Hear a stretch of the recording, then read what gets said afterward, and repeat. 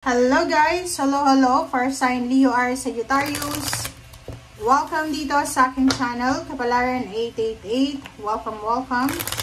Alamin natin kung anong messages, vibration, gabay energy para sa lahat ng first sign Leo Aries Sagittarius. This is general reading. So, ano man ang message na lumabas dito, gamitin mo ang iyong intuition sa panonood. Okay, first sign. Wow! It's a clover.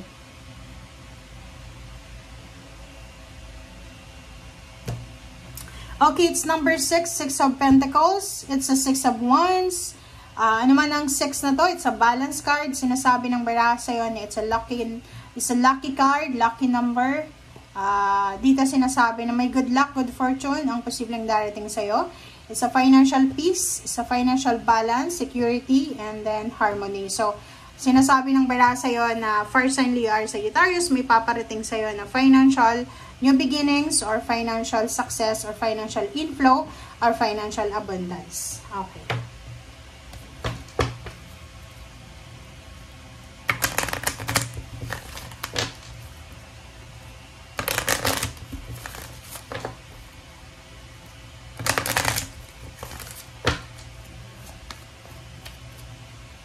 Okay. Nine of Pentacles. Card, change, alchemy, transformation. Okay. Dito sinasabi sa'yo, first sign Leo Aries Sagittarius, na kailangan mong ihanda ang sarili mo. It's either your documents, your documents, papeles yan, dokumento, yan. Ihanda mo, bagahe. Kasi malapit ka nang maglakbay, malapit ka nang mag-travel or malapit nang mabago yung takbo ng pagkatao mo, ng buhay mo. Okay, so first sign Leo Aries Sagittarius, sinasabi sa inyo dito na near to completion ka na. So, ihanda mo ang sarili mo kasi papasok na yung good luck, good fortune sa buhay mo. Pwedeng matagal mo na tong hinihintay, matagal mo na tong minamanifest, andito na siya. So, ibibigay na sa'yo ng universe etong pagbabago na to, lalo na sa usaping pera. Pwedeng ikaw ay nagplanong magtrabaho sa ibang lugar, sa ibang bansa, pero walang mga opportunities. And dito sinasabi sa'yo ng barahan na ihanda mo ng sarili mo kasi aarangkada na ang swerte mo. Okay?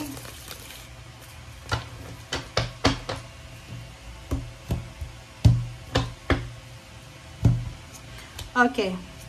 First two cards tayo is Emperor and the Hermit. So, sinasabi ng baraha sa'yo, yung mga first sign Leo Aries Sagittarius dyan na nahihirapan sila na makuha yung stability, balance, and security sa buhay, lalo na financial and emotional balance.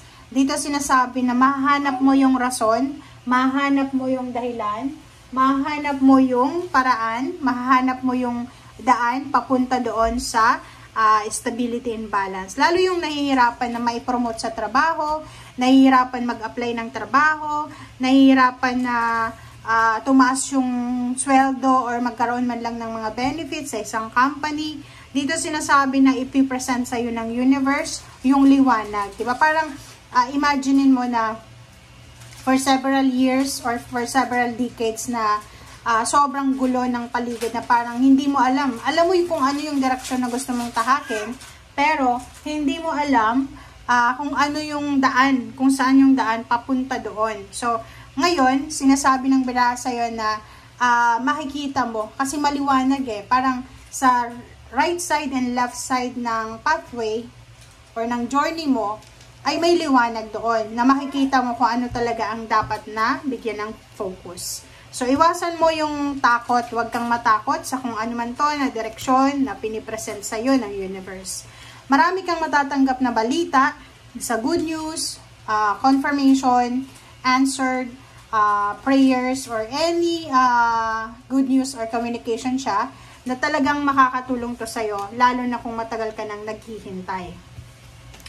Yung iba naman sa'yo dito, it's either wedding proposal. Pwedeng yung iba sa inyo dyan, isang kapamilya ang posibleng mag-aalok sa iyo ng negosyo or isang kapamilya ang posibleng mag-aalok sa iyo ng tulong, parang ganon. So, comment down below if you resonated Kasi pwedeng kapamilya mo to na mag-i-invest siya sa talino mo or sa knowledge mo or sa skills mo. Okay?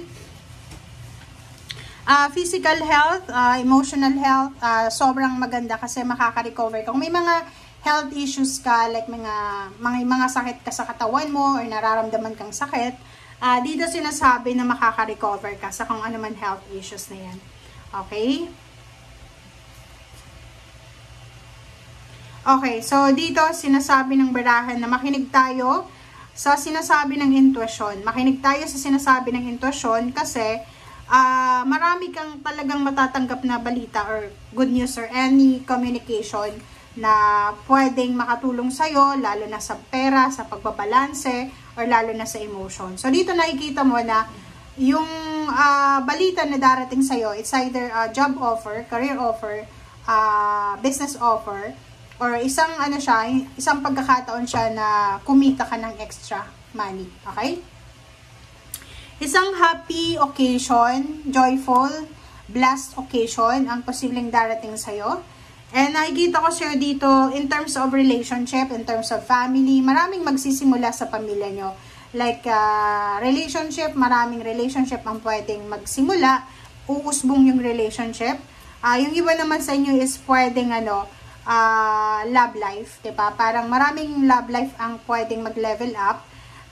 Family life, may reconciliation, maraming rason para magsama-sama yung pamilya, pwedeng reunion, or mga celebration na, yun. So, ang ganda. Dito sinasabi ng barahan na mamamanage mo yung iyong family, yung emotion, yung feelings mo ng maayos. Okay? So, yun. Sabi ko sa'yo kanina, itong dalawang to, it's a Wheel of Fortune siya. So, lumabas yung Wheel of Fortune. So, it's confirmation. Sinasabi sa'yo, fire sign Leo or Sagittarius, na talagang may magbabago sa buhay mo. It's a overall change. Diba? Mapa-love life, physical health, money, career, or sa trabaho.